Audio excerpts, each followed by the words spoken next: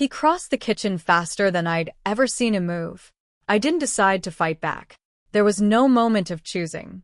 My body just moved, the way it had been trained to move since I was 7 years old. I caught his wrist mid-swing. I turned, and 3 days into my marriage, I put my husband on the kitchen floor so hard his rib cracked against the cabinet. He looked up at me like I was the one who'd done something inexplicable. 2 hours later, at urgent care, he told the doctor a different story. He said his wife attacked him. Out of nowhere. No reason at all.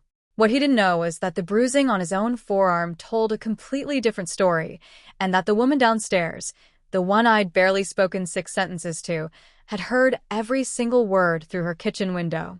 This is the story of how a man who cried at his own wedding tried to make me the villain in his, and how a father's 20-year-old promise, a nosy neighbor, and a paper trail he never saw coming took him apart. My name is Dana Whitfield. 3 days before that kitchen floor, I was Dana Cole, glowing, married in a barn outside Asheville with string lights overhead and my dad crying in the front row. I was 31. Hardworking. The kind of woman who double-checked everyone else's math before her own. I'd had 2 relationships before this one. Both of them fizzled out from boredom. Nothing dramatic. Nothing to warn me. Then I met Grant. Grant sold industrial equipment. He had a laugh that filled a room. He remembered the names of waiters. He texted good morning every single day for 8 months straight. Never missed one. My friends called him a catch. My father shook his hand a little too long at Thanksgiving. Later, drying dishes, he said quietly, "He talks about himself like he's already won something. Watch how he talks about people who tell him no." I told my dad. He was being overprotective. I didn't know yet that my father, a corrections officer for 22 years, had spent my entire childhood in our backyard teaching me things other little girls never learned. How to fall. How to get out from under someone bigger. How to turn a hip into a strike instead of a fist. "Your brother's a boy walking through the world," he told me once. "You're a girl walking through it. Different world, same feet." I thought it was a game. I had no idea I was about to need it. The trouble started over money. It almost always does, even when it isn't really about the money. We'd collected close to $4,000 in cash and gift cards from the wedding. I put it all in a drawer in the guest room, waiting on the joint account paperwork. We'd agreed on that. Actually said it out loud, in premarital counseling with a stranger in the room to witness it. Big financial decisions would be joint decisions. From day one. 3 days in, I went looking for a $600 home goods gift card for my Aunt Carol. I wanted a KitchenAid mixer before a sale ended. The card was gone. So was $1,100 in cash. Grant was at the counter, eating cereal, still in the shirt he'd slept in. "Did you move it?" I asked. Something in his face changed before he even answered. A stillness, like a door closing. "I used some of it," he said, "for the truck payment. I'll put it back." "You used the wedding money without telling me." "It's our money, Dana. It's our money that we agreed we'd decide on together. That was 3 days ago. You didn't even wait 3 days." He set the spoon down harder than he needed to. "Don't do this," he said. "Don't turn this into a thing." And here's the part I'm least proud of. I almost let it go. I actually opened my mouth to say, "Okay, just tell me next time." That old, worn smooth instinct to smooth things over, to not be the wife who makes a scene 3 days into a marriage. What came out instead was, "You don't get to decide that unilaterally, and then tell me not to make it a thing." That's when he crossed the kitchen. Fast. Faster than I'd ever seen him move. And he swung. I didn't think. I didn't freeze. My body did what my father had spent 20 years building into it.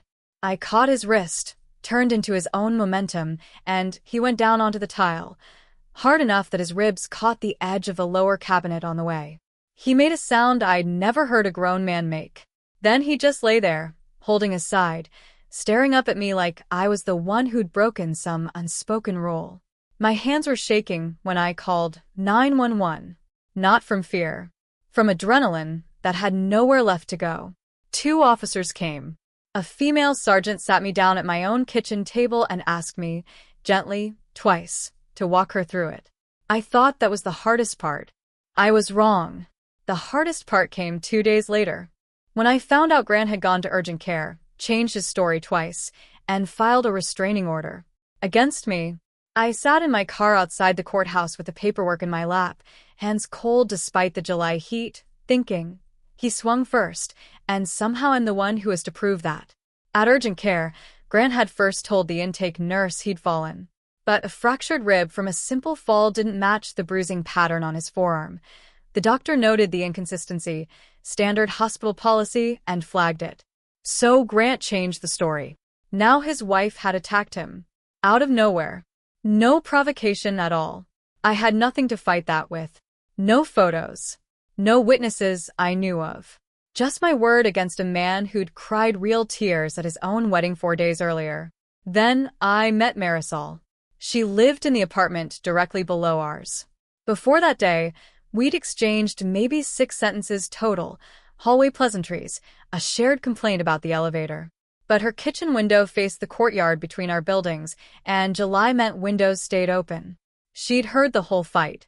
Not just the crash, the words leading up to it. Don't do this. Don't turn this into a thing. Said the way you say something you've said before. Worn smooth by repetition. Something about that phrase had made her stop washing dishes and listen.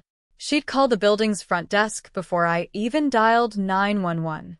At the hearing, she volunteered a statement I hadn't asked for. And in that statement, she said something that changed everything. She recognized Grant's voice from an argument in that same courtyard, 6 weeks before our wedding. An argument with a woman who wasn't me. Don't turn this into a thing, he'd said to her too. Almost word for word. I hadn't known there'd been anyone else at all. Grant told me his last relationship ended 2 years before we met. It turned out to be 6 weeks of overlap. And that woman, whose name I still don't want to know, had filed a police report against Grant 8 months before our wedding. For shoving her.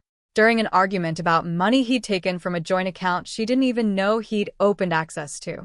I didn't dig that up. The county attorney's office cross-referenced Grant's name automatically when his own restraining order petition got flagged. His account and the officer's report didn't line up. My father always told me, liars don't usually get caught by someone smarter than them. They get caught by paperwork. He was right. The hearing took 40 minutes. My attorney, Priya Desai, laid it all out.